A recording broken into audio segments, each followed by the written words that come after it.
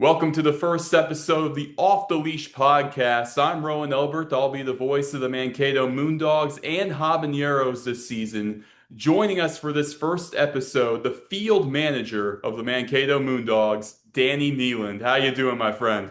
I'm doing great. Thanks for having me on. Of course, anytime, but you grew up in Minnesota. You're really homegrown in this state. What does it mean to you to continue that on with the MoonDogs? Yeah, it's awesome. Mankato's been home for me for a while now. I grew up in Windham, Minnesota, which is only about an hour and a half, not even an hour and a half, about an hour and 15 minutes southwest of Mankato. So grew up coming to Moondog games as a kid, and I went to school here in Mankato as well too, and now I coach here. So this is home for me, and I love it here. And it's just been a really fun experience to be a part of since I've been part of the Moondogs. Yeah, growing up going to Moondogs games, what does it mean to you, looking back at your past self and then you look at what you're doing now as the manager of the team, what does that mean to you? Yeah, it means everything. I always enjoyed coming up to games. My family and I every year always came up, usually in August to come to Vikings training camp when the Vikings used to be in Mankato. And I love football, but baseball is obviously number one. So my deal of the trip was always that we got to go to a Moondogs game. So I get my baseball fix while everybody else is kind of doing the football thing. And so just kind of grown into that. I remember, meeting certain players. I used to be that kid, after the games, getting autographs and stuff down on the field. And so to kind of transition into the role that I've been in, I just feel like I have a good understanding of what it means to the community, because it is cool to have this team here, and try to inspire the next generation of baseball players. Because at the end of the day, that's primarily what a lot of this is about, is just continuing to grow the game, and be part of the community. And the Moondogs have done a great job of that. So it's been a lot of fun to be part of and kind of grow with the team, starting as a fan and now into being the manager. And what made you fall in love with coaching in the first place? Yeah, I knew I wanted to be a coach. Even when I was early in high school. I knew that coaching was what I wanted to do. I originally wanted to, my dream was to be a high school coach. But as I got into playing college ball, that just kind of grew into wanting to be a college coach. And so, just kind of being around the players and the relationships that you build.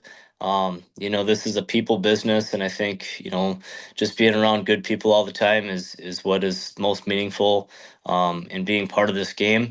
And it's just what kind of keeps you coming back over and over. But yeah, I knew I wanted to get into coaching from a pretty young age. And it's just, the people that you meet and the relationships that you build just make everything worthwhile and meaningful. Yeah, and the relationships you do build, a lot of it comes down to the players. Just what are kind of the principles you instill in your guys each summer? Yeah, it's such a cool process because you get guys coming from all over the country, and it happens within a short amount of time, and you got to try to build some team chemistry very quickly. And the credit goes to the guys for being open and being able to build those relationships quick. But from a coaching staff standpoint, I think the biggest takeaways that we try to instill, number one being resiliency. This is a tough league where you're playing every single day. And if you have a bad night, one night, the very next day, you're going to get another opportunity, and you got to be ready for it. So you really learn how to not let things snowball. So resiliency is kind of our number one thing of helping guys try to figure out while they're here, because it's obviously an important skill set. And the other one being consistency in their preparation. When you're going every single day, you might have a stretch where you're playing 25 straight days. You got to find a routine that helps you be successful. And for some guys, this is the first time where they're playing every single day. And so, trying to show up and be the same person for each game and not losing sight of what you're trying to do on every given night, and trying to get yourself just to be competitive. So resiliency and consistency are two biggest probably pillars that we have within the team.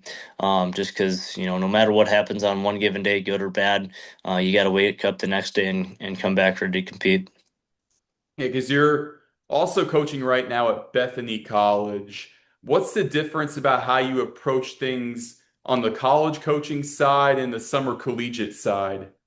Yeah, so I'm in going in on year 4 or 5 here at Bethany, where I played, and obviously in addition to coaching the MoonDogs, with the college ranks, you get a little bit more time to build your culture, with the college team because starting in the fall and throughout the winter off season stuff that you do, and then into the spring, you just get more time around the guys.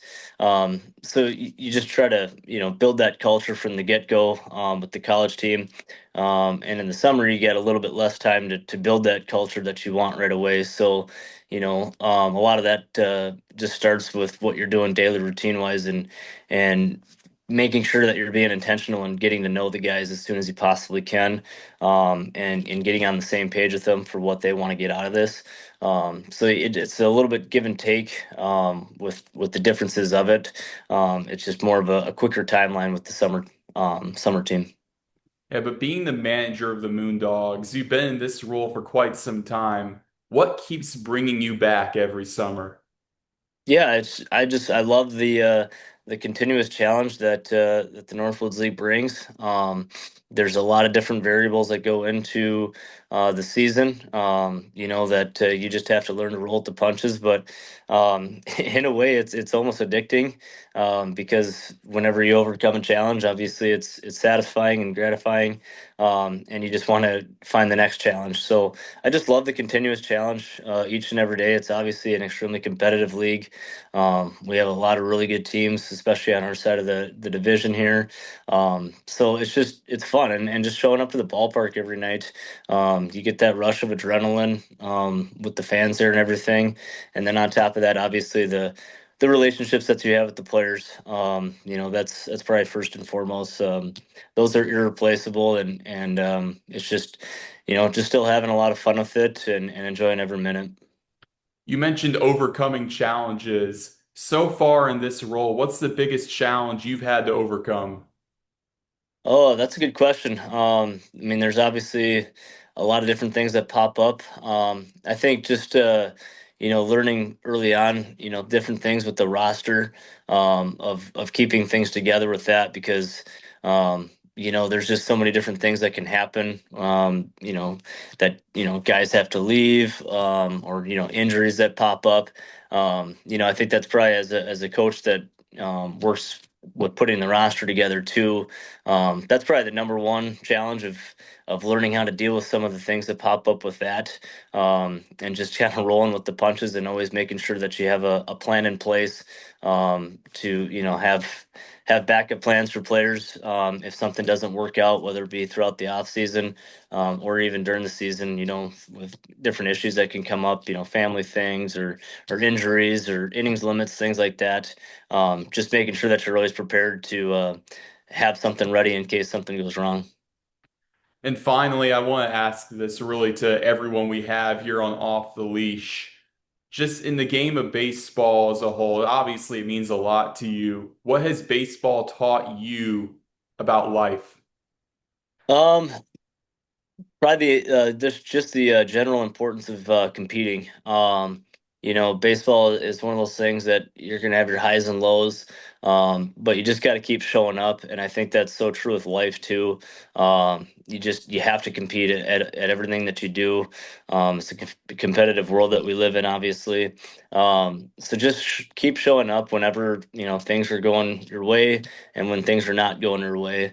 That's probably just the biggest takeaway because obviously life's gonna throw a lot of different things at you, just like baseball does. But just riding the highs and lows and continuing just to compete and believing in yourself, no matter what. I think is both true in baseball and life itself. Well, I think I could speak for all the fans. We are excited for the 2026 season and for what you and your team have in store. Thank you so much for joining Off the Leash. Yeah, thanks for having me.